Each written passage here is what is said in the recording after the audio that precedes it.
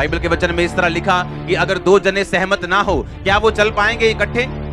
नहीं चल पाएंगे। उसी तरह अगर आप और परमेश्वर का वचन सहमत नहीं है, आप कुछ और कर रहे हैं, परमेश्वर के वचन में कुछ और लिखा है, तो आप परमेश्वर को ये नहीं कह सकते कि वो आपको बचाए या आपको ब्लेस करे या आपको सुरक्षित करे या आपको आशीषित करे या आपके बिजनेस को बढ़ाए। ऐसा होना पॉसिबल नहीं। जब यीशु मसीह के पास शैतान आया और उसने कहा अगर तू परमेश्वर का बेटा है तो इन पत्थरों को बोलिए रोटियां बन जाएं।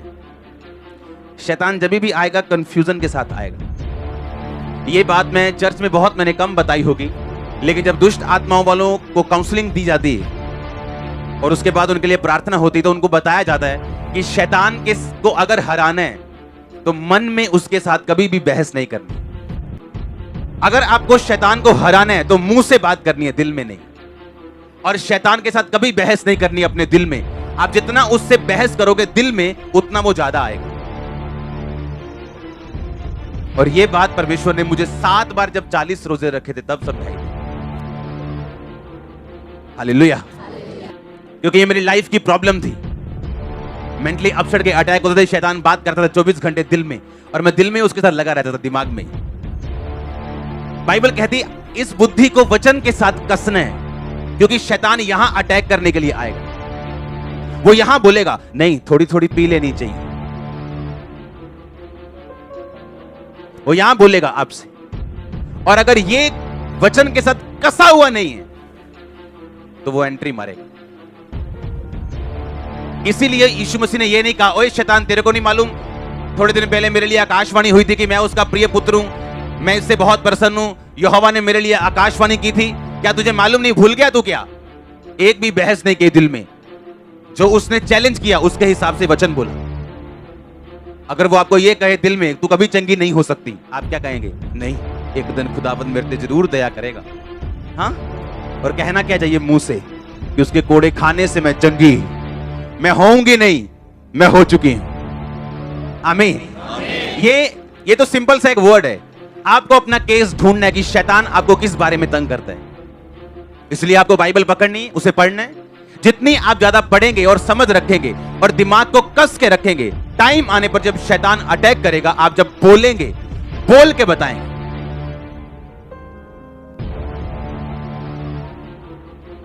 अगर वो आपको कुछ गलत करने के लिए कह रहे, आप बोलेंगे नहीं, बाइबल कहती पवित्र बन जिस तरह तरह बुलाने वाला पवित्र। आप मन में बहस नहीं करेंगे उससे, आप वर्ड बोलेंगे मुंह से और शैतान भागेगा आपसे। आमीन। कहता धार्मिकता की क्या पहन? झिलम। झिलम जो होती थी वो छाती पे पहनते थे, दिल पे, दिल सुरक्षित रहे।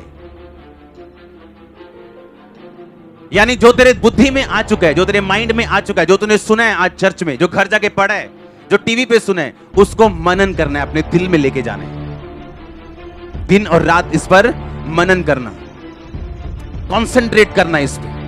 अगर इससे रिजल्ट निकलवाना है वचन से तो हालेलुया।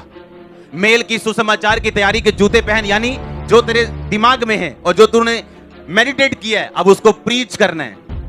अपने पड़ोसियों को बताना है चर्च में क्या हुआ, मेरी लाइफ में क्या हुआ, परमेश्वर ने मेरी जिंदगी में क्या किया।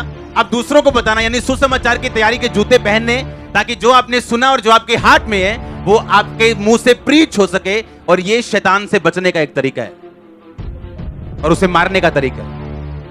आमीन। उसने कहा फिर तुम क्या करो? कहता उद्धार का टोप पहनो, आत्मा की तलवार लो। आपने सब हथियार सुने, टोप पहन लिया, छिलम पहन ली, जूते पहन लिए, हाँ, कमर कस ली, दिल कस लिया, जूते कस लिए, टोप पहन लिया, तलवार ले ली। आपकी पीठ अभी भी क्या है? नंगी है। आप जानते पीठ के लिए परमेश्वर ने कोई भी सुरक्षा नहीं दी। नहीं तो अगर पीठ पे भी आपके कुछ पड़ेगा तो मरोगे ना कि नहीं मरोगे? कि पीठ पड़ोसी के लेके आए हो? हाँ, क्योंकि परमेश्वर इसमें 2 मैसेज आपको देता है। आपकी पीठ को आपका स्पिरिचुअल फादर सुरक्षित रखता है हमेशा प्रार्थना में। और दूसरा, इसका एक यह कारण है, आपको पीठ के लिए कोई भी हथियार बाइबल नहीं देती, क्योंकि बाइबल के मुताबिक अगर आप पीठ दिखाओगे अपने एनिमी को, आप मारे जाओगे।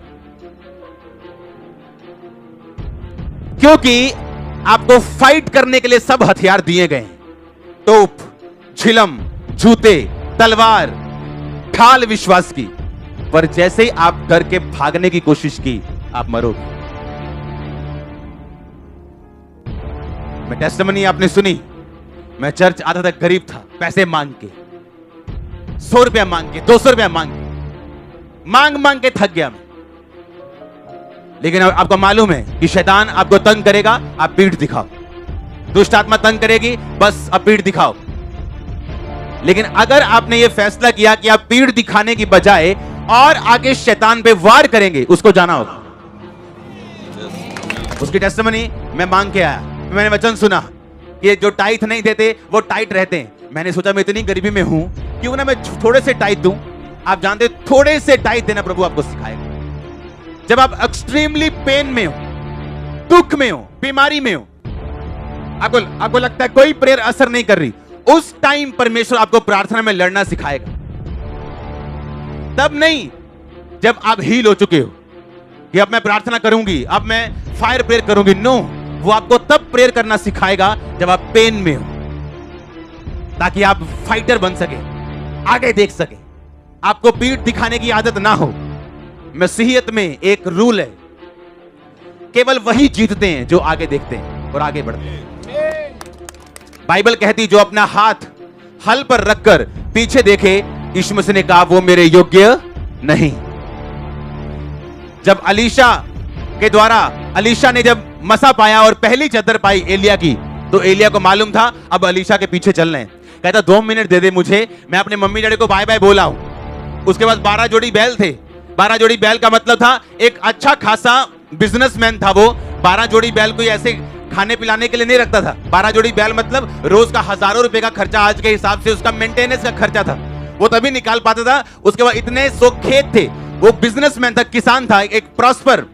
और जब उसने कहा ओके मुझे अपने मम्मी डैडी को बाय बाय बोलने दे, पापा को समझाऊंगा, इससे इतने पैसे ले लियो, इससे इतने पैसे ले लियो, इसको ये डाल दियो खाद, इसको ये डालनी है, मैं मना बाय बाय कर रहा है। एलिया ने कहा मैंने तुझसे क्या किया, भाग जा यहां से।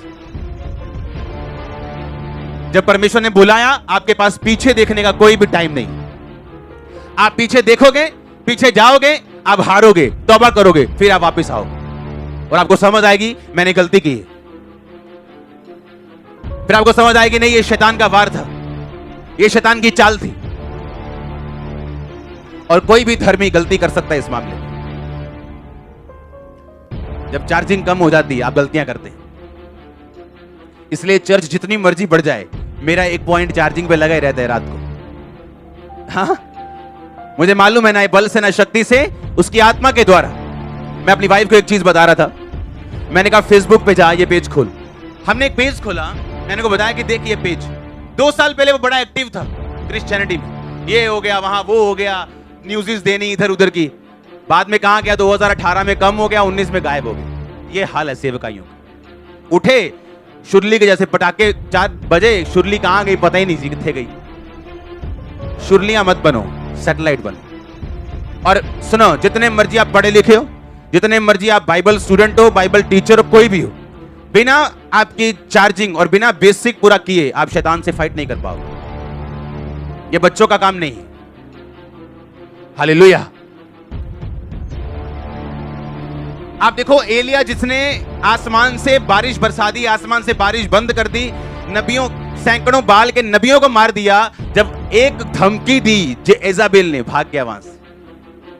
आप दिमाग लगाओ, एक आदमी जो 400-800 की भीड़ से, जो बाल के नबी जिनके अगर 30-30 फॉलोअर भी लगाओ कि 24,000 लोग हैं उसके पास, उसकी भीड़ से नहीं डरा, एक लड़की की धमकी से डर गया। रीजन क्या था? प्रार्थना की कमी होना। आप जितने मर्जी खबी खानो, आपको रोज चार्जिंग करनी है। आप मोबाइल को ये नहीं कहते मैंने परसों तुझे फुल चार्ज किया था ना, आज चार्ज नहीं करूंगा तभी भी तुझे चलना है। वो चलेगा क्या? नहीं चलेगा। क्रिश्चियनिटी में, मसीहियत में अगर आपको जीतना है, आपको सिर्फ आगे देखना है। निराशा नहीं आएगी, मैं नहीं कहता, 100% आएगी।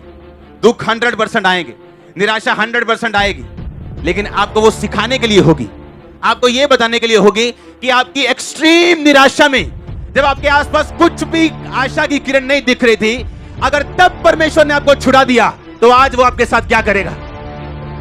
हाँ या ना? वो आपको सिखाएगा, एक्सट्रीम में लेके जाके, सबसे नीचे लेके जाके, समुद्र की तह तक वो आपको लेके जाएगा। और जब आप समुद्र की तह तक चले जाते हैं, ऊपर आने के अलावा और कोई रास्ता नहीं होता आपके पास। मैंने देखा है लोगों को प्रेशर के नीचे आते हुए, फैमिली का प्रेशर, बिजनेस का प्रेशर, समाज का प्रेशर, अपने लोगों का प्रेशर, और जब प्रेशर आया टूट गए, संगति कम कर दी, प्रभु से प्यार कम कर दिया, छुप छुप के आने लगे। और बाइबल कहती है डरपोक लोग परमेश्वर के राज्य में प्रवेश नहीं कर सकते। आपको एक ही तरह से जीत, श्योरिटी परमेश्वर का वचन देता है, वो ये कि आगे देखना, फॉरवर्ड चलना। और इसी तरह से दाऊद ने गोलियत को मारा था। उसने बच बच के नहीं मारा कि इतरू इतरू इतरू मार दो, लिखा वो फॉरवर्ड आया, आगे आया और स्लिंग किया और उसे मार दिया। आपका डेवल जितना मर्जी बड़ा क्यों ना हो, पॉवर्टी जितनी मर्जी बड़ी क्यों ना हो, बीमारी कितनी मर्जी बड़ी क्यों ना हो, वो फॉरवर्ड चल के मरेगी, पीछे रह के। आमीन। आपको ये चीज समझनी है कि आपकी स्पिरिचुअल लाइफ को सेट करके रखना। पैसा उसका छोटा सा पार्ट है, फुल पार्ट नहीं। आपकी लाइफ, फेथ, आगे देखना, फेथफुल रहना, प्रेयरफुल रहना, फास्टफुल रहना, रीडिंग करना, बाइबल कसना, दिमाग को दिल पे उसको लेके आना, प्रीचिंग करना, उसकी विश्वास की ढाल लेना, आत्मा की तलवार लेना, और उसके बाद सिर्फ फ्रंट में रहना, बैक नहीं दिखाना उसको। अपने पड़ोसी को वापिस मत भागना, जो डर गया वो मर गया। सही है डायलॉग ये वाला? हाँ, ये भी किसी क्रिश्चियन बंदे ने बोला होगा। हालेलुया।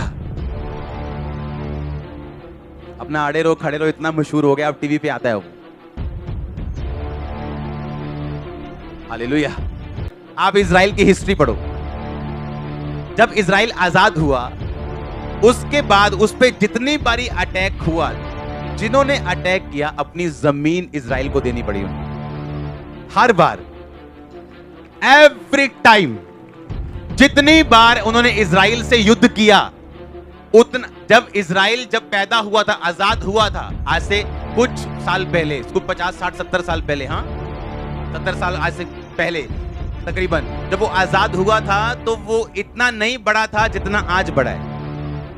जब जब एनिमी ने उस पे अटैक किया, अपनी जमीन खोई। आप पे कोई भी अटैक करे, आप बढ़ेंगे और वो कम होंगे, आप देख लेना। फास्ट फॉरवर्ड चलना, आगे देख के, सिर्फ लड़ना। इजराइल ने पीठ कभी नहीं दिखाई। लोग डरते हैं उनसे, उसकी मोसाद से डरते हैं, उसकी सीक्रेट एजेंसी से डरते हैं। और वो तो अभी पूरी तरह अगर वचन पे भी नहीं चल रहे, तभी भी कामयाब हो रहे हैं, आधे अधूरे वचन पे चल रहे हैं। कुछ प्रॉब्लम्स भी हैं क्योंकि पूरी तरह वचन पे नहीं चल रहे हैं। लेकिन अगर हम पूरी तरह वचन पे खड़े रहें, फ्रंट देखें, आगे चलें, मेंटेन करें अपनी लाइफ, सोचो क्या होगा आपके साथ। आपको आनंद मनाना चाहिए। आपका विरोध हो रहा है, आपका रिश्तेदार आपको रोकता है, आपको आनंद करना चाहिए, क्योंकि आपका दायरा बढ़ने वाला है। अपने हाथों को उठा, बोलो थैंक यू जीसस।